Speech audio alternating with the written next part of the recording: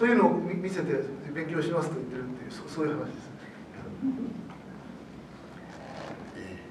서론이 좀 길었고요. 본론 들어가겠습니다. 序論が長くなってしまったので本論に入ります。 이 인물 보시면 아시겠지만 제목을 대북제재의 파급력과 김정은의 백기 투항은 가능한가라고 다룬 이유가 저는 뭐 늘 이재건석을 납치 문제 때문에 알았고, 그리고 일본에 오면 여러분들을 만나 뵈러 오시고 다른 일 때문에 오는 이유는 없습니다. 어지간한 납치 문제, 여기에 탈북자 그리고 자국한 방송국이 어떤 도움을 줄 건가에 대해서 늘 고민하고 있는 사람인데, 이번에 이재건 선생이 이런 이야기를 준비하라고 그래서 주제를 준비하면서 정말 대북 제재를 하면 김정은이가 항복할까? 그래서 납치 문제가 해결될까? 라는 생각을 가지고 이런 질문을 받았습니다. 私のこの書いてきたものの題はですね、皆さんももちろん通り対北朝鮮制裁の波及効果、金正恩の白旗投降は可能なのかということですけれども、私は皆さん方、そして西岡先生と付き合っている目的は一つです。拉致問題の解決です。日本に何回も来ましたけど、私の目的は拉致問題の解決で、自由放韓放送が拉致問題の解決のために何ができるかということをいつも考えています。そういう中で、西岡先生からこのことについて調べろというふうに言われて調べる中で、この経済制裁で拉致問題が解決するのかどうかということを深く考えて準備してきました。 납치 문제에 대해서 납치문제대책본부와 이재건 선생님이 지금 같이 여러분들과 함께 하고 있는, 저는 생각이 공통 분모가 하나 있죠. 납치 문제에 대해서 납치 피해자들의 정보라든가 이런 것들은 분명히 저는 한계가 있다고 생각을 합니다. 전국적인 근본적인 문제 해결을 위해서는 김정은 체제가 붕괴되고 북한 독재 체제가 붕괴되고 북한 사회가 민주화됐을 때 그때의 납치 문제의 전국적 해결이 있다고 저는 믿고 있고, 이재건 선생이랑 같은 생각을 갖고 있기 때문에 거기에는 저는 이의를 달지 않습니다. 그러기 위해서 정말 김정은 체제의 붕괴를 어떤 식으로 가져올 것인가를 국제사회가 많이 고민하고 있지만, 그 대북 제재가 참 중요한 요소다, 중요한 작용을 할 거다. 그래서 좀 관심을 가지고 있었는데, 에 대해서 이제 함께 여러분들과 제 생각을 나눠보는 시간이 되었으면 합니다. 拉致問題の解決のために究極的には北朝鮮から全ての情報を入手することは大変困難ですから、北朝鮮の体制が崩壊しなければならないというふうに私は考えていますし、多分西岡先生も同じ考えではないかと思って一緒にやってきたわけですが、それではこの経済制裁で北朝鮮の体制をどこまで追い込むことができるのか、そのことについて考えながら今日お話ししたいと思います。 현재 대북 제재에 대해서 북한 당국도 그렇고 북한 주민들도 저희들이 이제 내부 주민들하고 전화 통화도 하고 연기하다 보면 똑같은 소리를 하고 있습니다. 우리가 언제 제재를 안 받아봤냐? 우리는 옛날부터 제재를 받아왔다. 공화국 창건 이래 제재를 받아왔다. 미국 놈들에 똑같은 소리를 하고 있습니다. 그리고 당국은 그럼으로써 현재형 대북 제재를 희석시키려고 하고 있고, 그리고 주민들에게 작년 9월달부터 이른바 자력갱생을 당국 계속 선전하고 있습니다. 자력갱생의 혁명정신을. 今、経済制裁についてですね、北朝鮮の当局、それから北朝鮮の住民たちがどう言ってるか、私たちはしばしば北朝鮮の住民と直接電話をして情報を取っていますけれども、まずそのことをお話しするならばですね、当局はいや、経済制裁などというものは我々はずっと受けてきたと、建国以来経済制裁を受けてきたんだと、だから今も昔も変わらない、住民たちも同じことを言います。そして去年の9月以降ですね、今の制裁の意味を軽く見ようとして住民たちに自力更生の革命精神を持て、自力更生の革命精神を持てと強調しています。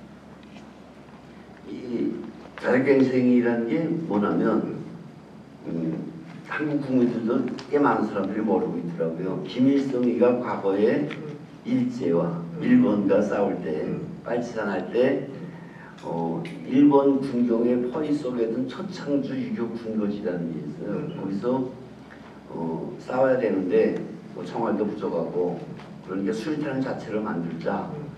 그래서 1932년도에 수류탄 자체를 만드는 과정을 이제 저들이 항일 발치산 참가자들의 해상기를 통해서 설명을 하고 있는데 약 40일 동안 연구에 연구를 거듭해서 자체로 수류탄을 만들었답니다. 그거를 제가 싸웠답니다.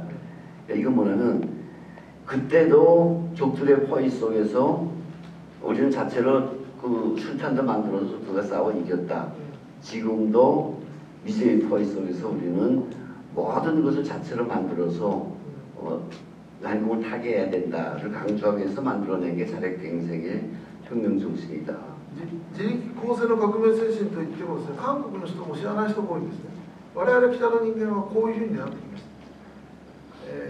金日成将軍が日本と戦っていた時、パルチザンで戦っていた時ですね、日本の軍や警察に包囲されていた。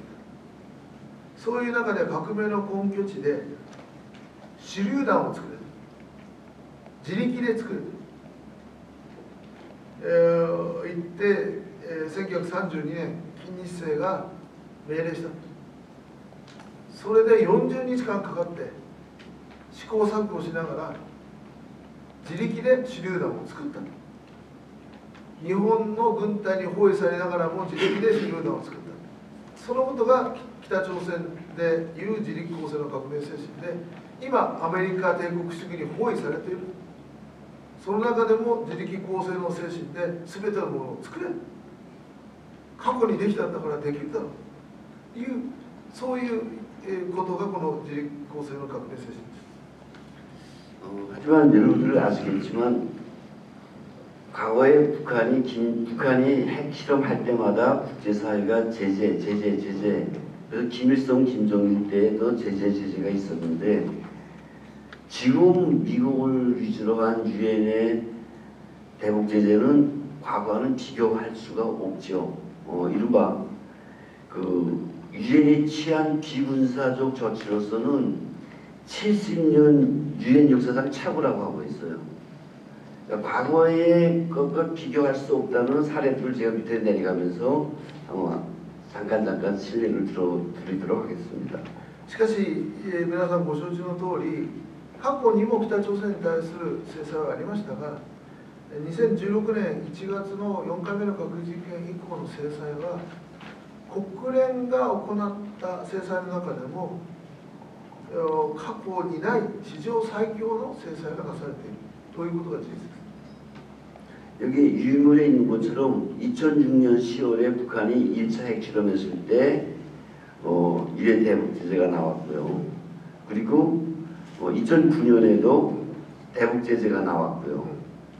2016년에도 13년에도 나왔습니다. 핵실험 할 때마다. 그러다가 이제 본격적으로 유엔이 작심을 하고 정말 저인다. 중국과 러시아를 억저이면서 특히 트럼프 대통령이 집권하면서 북한을 제대로 이제 북한에 대해서 제재를 시작했죠. 이게 2016년에 발의된 2270호 그리고 같은 해에 2321호 그리고 2017년도에 2371호 2017년도에 2375호, 그 18년도에 2407호 이런 것들이 나왔는데 여기 밑에 보시면 아시겠지만 과거에는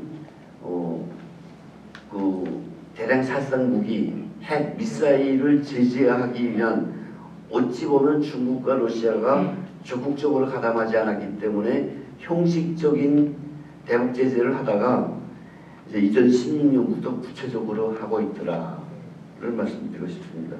ここに書きましたようにですね、北朝鮮の1回目、2回目、3回目の核実験で制裁がありましたけれども、4回目の核実験以降本格化したということであります。それが、制裁決議227052372123752407これらの措置で非軍事的措置としては70年の国連の歴史の中で最も強力で実効性のある措置になっている。具体的なことについてそこに書いてあると言いますけれども。 그래서 2012년 3월에 이제 발의된 유엔 대북제재 2270호에서는 북한의 광물 및 원유 거래를 제재하고 무기 거래를 전방위적으로 봉쇄를 합니다. 그리고 금융 제재 및 운송의 봉쇄, 핵무기 자금 조달에 관여한 기관 및 개인이 해외 활동 제재, 유엔 회원국들의 자국 내 북한 은행의 지점 사무소 개설 금지, 기존의 지점 사무소들도 90일 이내에 폐쇄할 때 대한 내용을 담고 있습니다. 아주 구체적이죠.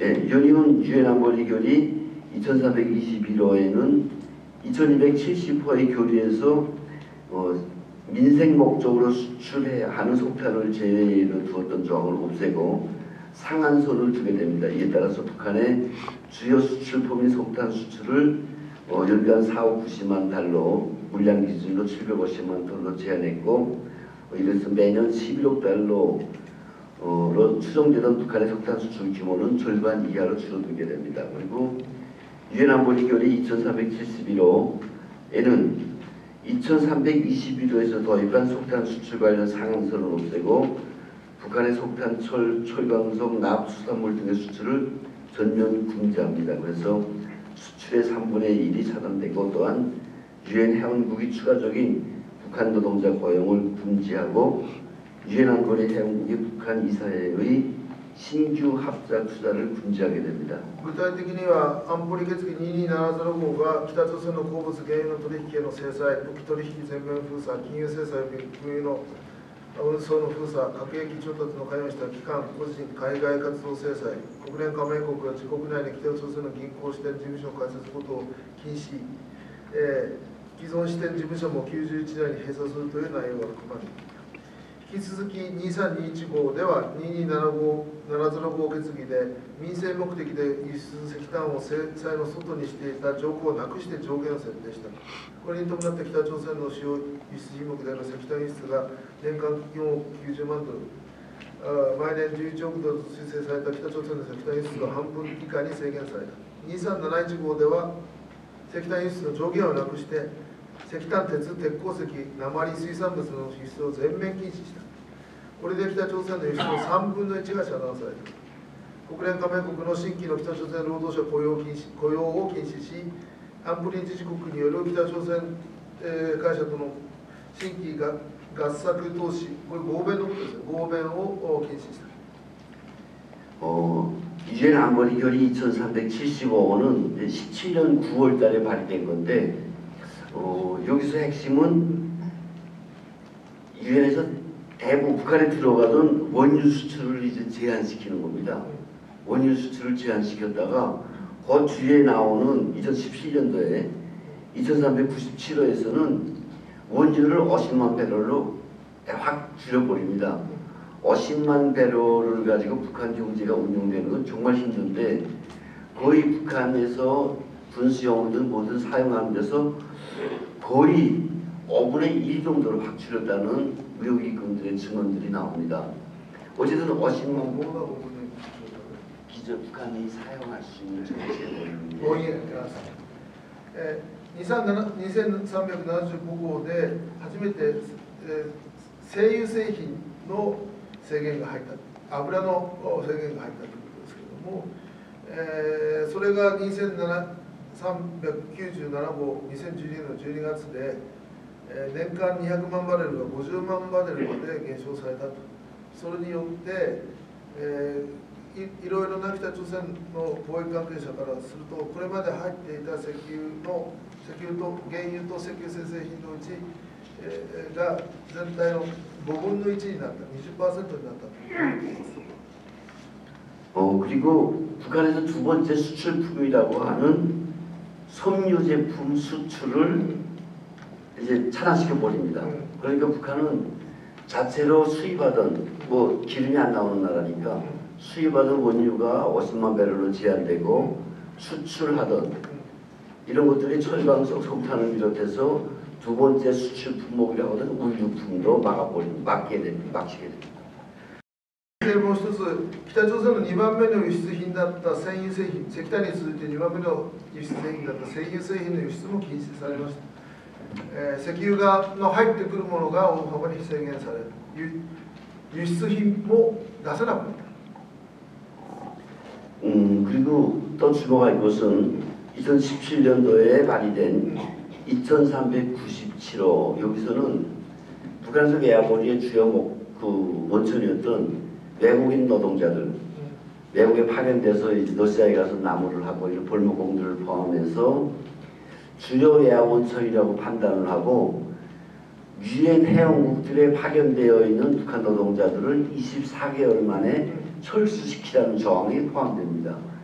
그러니까 김정은이가 할 수 있는 소위 예하원이라든가 수출을 통해서 보려고 했던 것들을 조목조목 막아놓더라. 이게 사실 다변화되고 강조된 유행 대북 제재 조치다라는 말씀을 드립니다. そしてもう一つですね、2397号で見逃さないのは、金正恩にとって多額の外貨を稼ぐことができていた外国への労働者派遣ですけれども、それが24ヶ月以内に全員送り返すということが義務化されたということ。24ヶ月以内に、労働者の外貨稼ぎがなくなる、その期限が今年の12月。